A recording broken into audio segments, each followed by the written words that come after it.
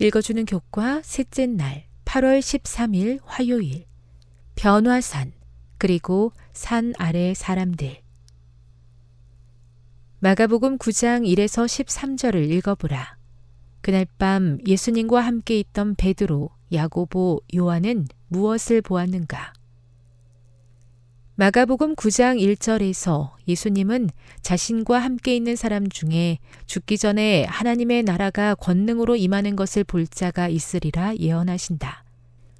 그 예언은 며칠 후 예수께서 베드로, 야고보, 요한을 따로 높은 산으로 데려가셨을 때 성취된다. 그곳에서 예수님은 그들 앞에서 변화되어 하늘 왕국의 영광을 입으셨다. 엘리야와 모세가 하늘에서 나타나 예수님과 대화를 나눈다. 누가는 그들이 예수님께서 예루살렘에서 이루셔야 할 죽음을 이야기하고 있었다고 기록한다. 그렇게 이 영광의 광경은 다가오는 예수님의 십자가에서의 죽으심과 연결된다.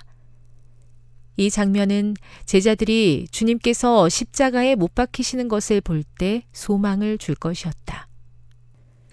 다음 날 아침 산을 내려오면서 세 제자는 예수님께 엘리야가 먼저 와야 하리라는 것에 대해 묻는다. 이 세상은 메시아에 앞서서 엘리야가 다시 나타날 것이라는 기대와 관련이 있을 것이다. 예수님은 침례 요한을 말씀하시며 엘리야가 이미 왔다고 대답하신다. 요한이 죽임당했던 것처럼 예수님도 그들의 손에 죽으실 것이지만 사흘 만에 부활하실 것이었다. 영광의 밤이 지나고 맞이한 산 아래의 광경은 비참한 혼돈이었다. 남아있던 9 제자에게 귀신 들린 아이를 데려왔지만 그들은 고칠 수 없었다.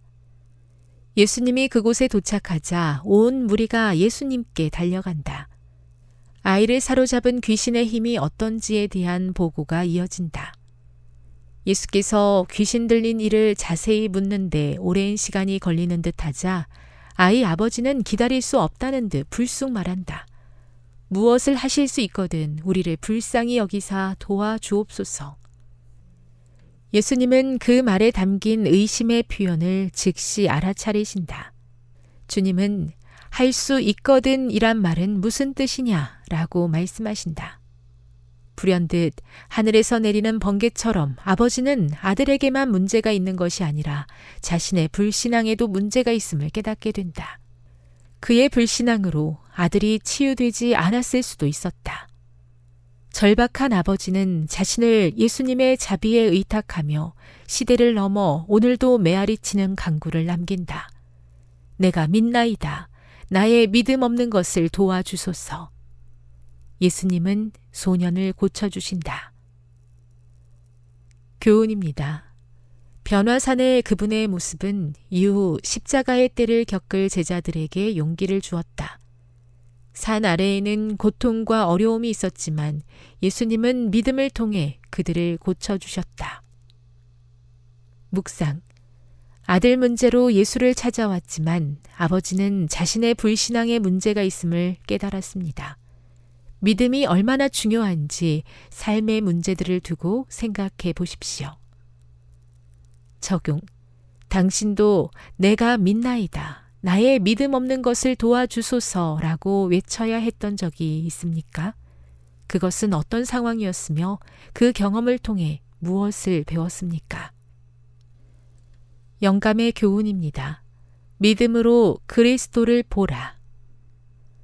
우리를 하늘과 연결시키고 흑암의 권세와 겨루어 싸울 힘을 주는 것은 믿음이다.